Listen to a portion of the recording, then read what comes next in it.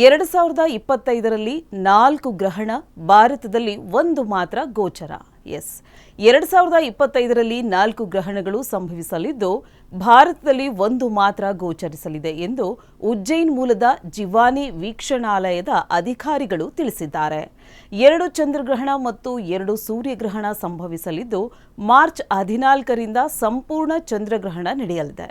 ಇದು ಬೆಳಗಿನ ವೇಳೆ ಸಂಭವಿಸುವುದರಿಂದ ಭಾರತದಲ್ಲಿ ಗೋಚರಿಸುವುದಿಲ್ಲ ಎಂದು ವೀಕ್ಷಣಾಲಯದ ಅಧೀಕ್ಷಿತ ಡಾಕ್ಟರ್ ರಾಜೇಂದ್ರ ಪ್ರಕಾಶ್ ಗುಪ್ತಾ ಹೇಳಿದ್ದಾರೆ. ಅಮೆರಿಕ, ಪಶ್ಚಿಮ ಯುರೋಪ್, ಪಶ್ಚಿಮ ಆಫ್ರಿಕಾ ಮತ್ತು ದಕ್ಷಿಣ ಹಾಗೂ ಉತ್ತರ ಅಟ್ಲಾಂಟಿಕ್ ಮಹಾಸಾಗರದ ಬಳಿ ಸಂಪೂರ್ಣ ಗ್ರಹಣ ಗೋಚರಿಸಲಿದೆ.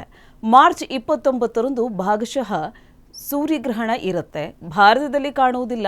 ಉತ್ತರ ಅಮೆರಿಕ, ಗ್ರೀನ್ಲ್ಯಾಂಡ್, ಐಸ್ಲ್ಯಾಂಡ್ ಮತ್ತು ಉತ್ತರ ಅಟ್ಲಾಂಟಿಕ್ ಮಹಾಸಾಗರ, ಇಡೀ ಯುರೋಪ್ ಮತ್ತು ವಾಯುವ್ಯ ರಷ್ಯಾದಲ್ಲಿ ಗ್ರಹಣ ಗೋಚರಿಸಲಿದೆ ಎಂದು ಅಧಿಕಾರಿಗಳು ತಿಳಿಸಲಿದ್ದಾರೆ.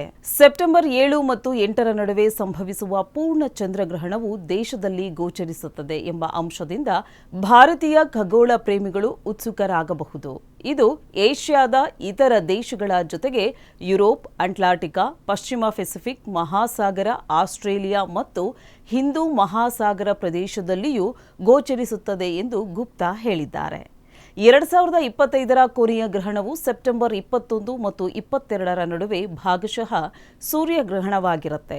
ಭಾರತದಲ್ಲಿ ಈ ಖಗೋಳ ವಿಸ್ಮಯ ವೀಕ್ಷಿಸಲು ಸಾಧ್ಯವಿಲ್ಲ ಎಂದು ಅವರು ತಿಳಿಸಿದ್ದಾರೆ.